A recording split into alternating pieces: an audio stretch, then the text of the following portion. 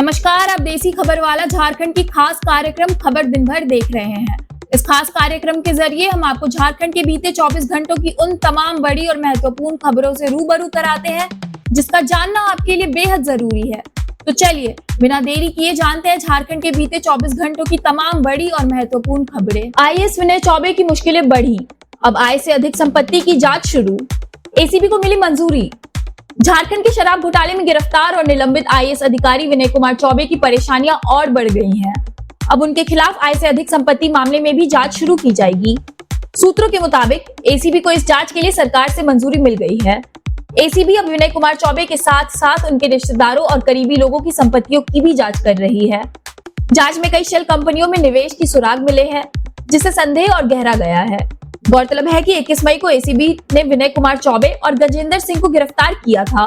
इन पर सरकारी पद का गलत इस्तेमाल करने और लगभग 38 करोड़ रुपए के नुकसान का आरोप है। दोनों को न्यायिक हिरासत में बिरसा मुंडा जेल भेजा गया है। सरकार ने दोनों अधिकारियों को 20 मई से निलंबित कर दिया है। हालांकि निलंबन की अधिसूचना सार्वजनिक नहीं की गई है। नियमों के अनुसार 48 घंटे से ज्यादा हिरासत में रहने पर सरकारी कर्मचारी को निलंबित किया जाता है। पंचायत भवन में अब आधार पंजीकरण और अपडेट की सुविधा। झारखंड सरकार की नई पहल से ग्रामीणों को बड़ी राहत।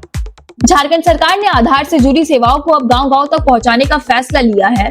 अब लोगों को आधार बनवाने या उसमें सुधार कराने के लिए दूर नहीं जाना होगा।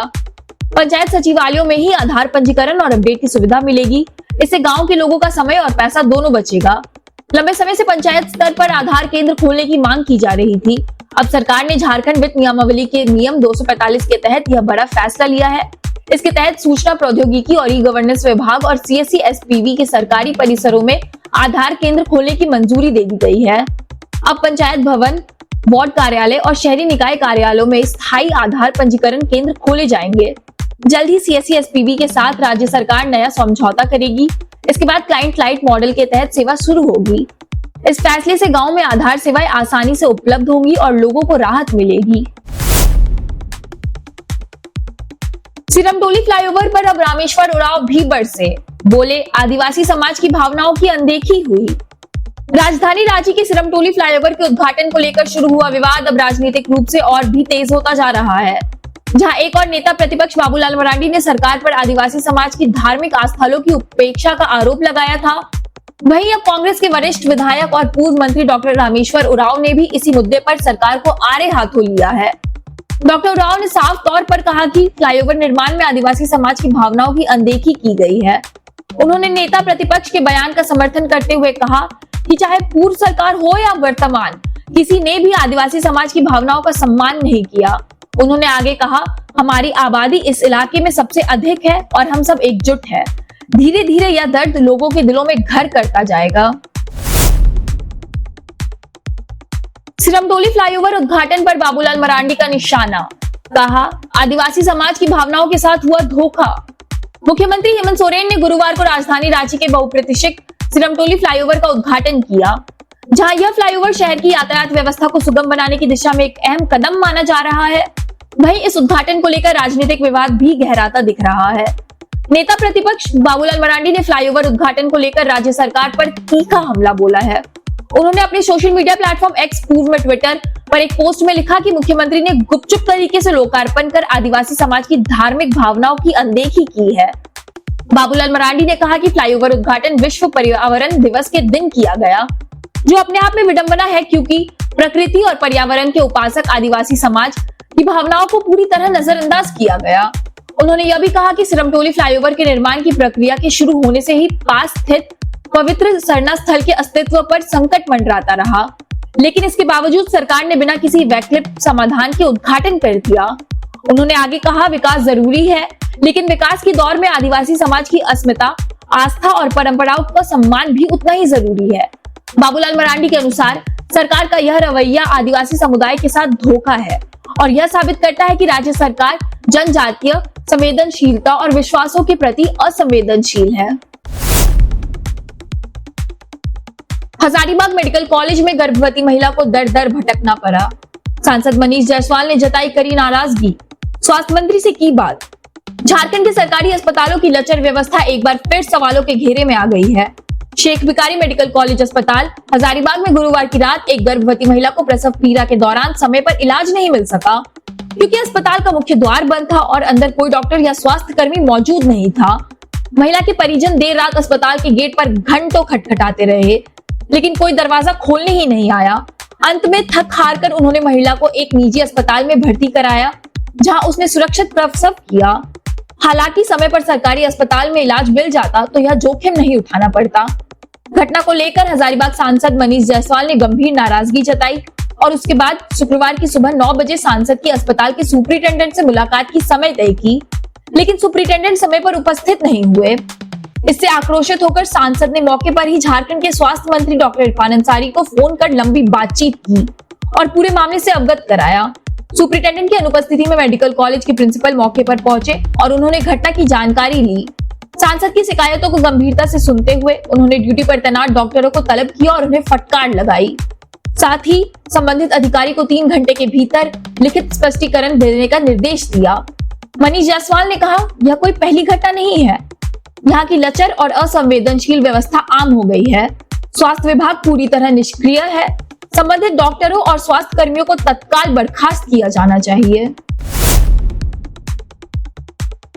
दिल्ली में केंद्रीय मंत्री जेपी नड्डा से डॉक्टर इरफान अंसारी की अहम मुलाकात। झारखंड को मिलेगी मेडिको सिटी, एम्स और नए मेडिकल सुविधाएं।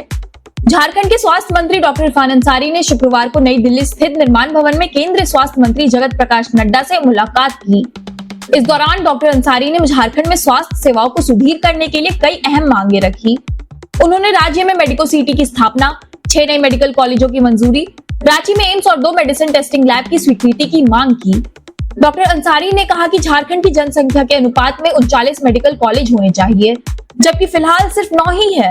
उन्होंने आयुष्मान भारत योजना के तहत 213 ई प्लान अस्पतालों के रुके भुगतान का मुद्दा भी उठाया।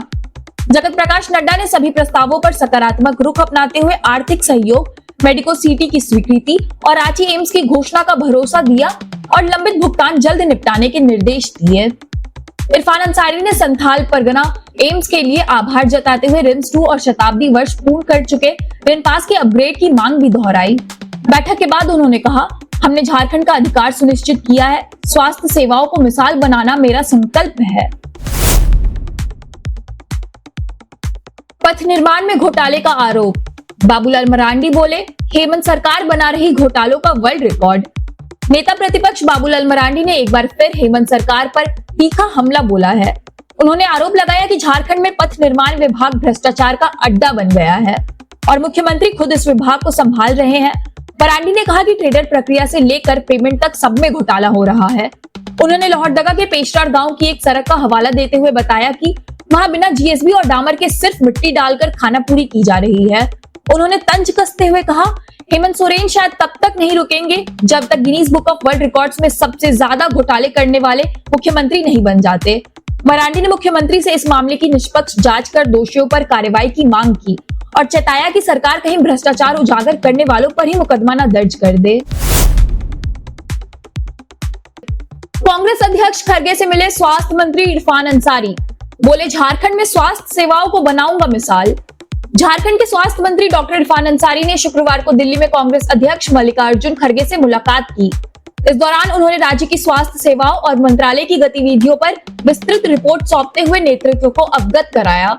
मुलाकात के बाद अंसारी ने ट्वीट कर बताया कि उन्होंने खरगे को भरोसा दिलाया है कि झारखंड में स्वास्थ्य सेवाओं को नई ऊंचाइयों तक पहुंचाने और पार्टी संगठन को मजबूत करने के लिए वे लगातार काम कर रहे हैं। खरगे ने उनके कार्यों की सराहना करते हुए कहा, आप अच्छा काम कर रहे हैं, ऐसे ही डटे रहिए। अंसारी ने लिखा कि इस प्रोत्साहन से उन्हें मन और आत्मा दोनों की नई ऊर्जा मिली है और वे अब और अधिक जोश के साथ झारखंड लौट रहे हैं। उन्होंने वादा किया कि स्वास्थ्य विभाग और पार्टी संगठन दोनों को मिसाल बना देंगे। जन समस्याओं के समाधान को लेकर भाजपा का जमशेदपुर डीसी को ज्ञापन। समाधान नहीं हुआ तो सड़कों पर उतरेगी पार्टी। जमशेदपुर की शहरी और ग्रामीण जन समस्याओं को लेकर भाजपा जमशेदपुर महानगर ने शुक्रवार को डीसी कंठ सत्यार्थी से मुलाकात कर ज्ञापन सौंपा। महानगर अध्यक्ष सुधांशु ओझा के नेतृत्व में पार्टी प्रतिनिधि मंडल ने ड्रग्स, अवैध शराब, ट्रैफिक अव्यवस्था, जल जमाव, बिजली, कचरा, खराब सड़क, जलापूर्ति और स्ट्रीट लाइट जैसी समस्याओं के शीघ्र समाधान की मांग की। ज्ञापन में ब्राउन शुगर और गांजा के बढ़ते कारोबार पर रोक, हेलमेट चेकिंग में पुलिस की अव्यवस्था, मानगो गुल चक्कर की ट्रैफिक समस्या, नालों की सफाई, पेयजल योजनाओं की दिक्कतें और वृद्धावस्था पेंशन जैसे मुद्दे शामिल थे। सुधांशु ओझा ने चेतावनी दी कि यदि समस्याओं का समाधान नहीं हुआ तो भाजपा सड़कों पर उतरेगी। प्रतिनिधिमंडल में डॉक्टर जटाशंकर पांडे, बबुआ सिंह, प्रेम झा, संजीव सिंह सहित कई नेता मौजूद रहे। खबरों का सिलसिला यहाँ समाप्त होता है। झारखंड से जुड़ी और भी महत्वपूर्ण खबरों को देखने के लिए देखते रहिए देसी खबर वाला, और खासकर सुबह 6 बजे रोजाना देखिए खबर दिन भर, क्योंकि यहाँ पे आपको झारखंड के बीते 24 घंटों की तमाम महत्वपूर्ण खबरें मिलती है एक ही वीडियो में एक ही साथ। बहुत बहुत धन्यवाद।